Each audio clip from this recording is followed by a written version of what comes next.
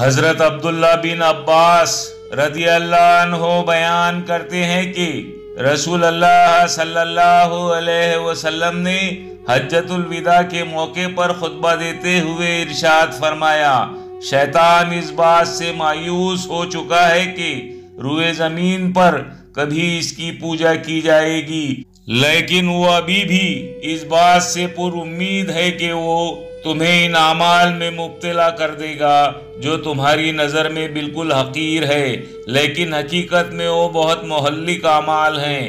اس لیے اے لوگو ہوشیار رہنا، میں تمہارے اندر ایسی چیز چھوڑ کر جا رہا ہوں کہ اگر تم اس پر سختی سے عمل پیرا رہو گے تو کبھی گمراہ نہیں ہوگی۔ قرآن مجید تمہارے نبی کی سنت اور مسلمان کا بھائی ہے۔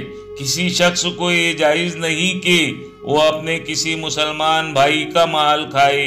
ہاں، اگر کوئی اپنی خوشی سے تحفہ دے تو جائز ہے۔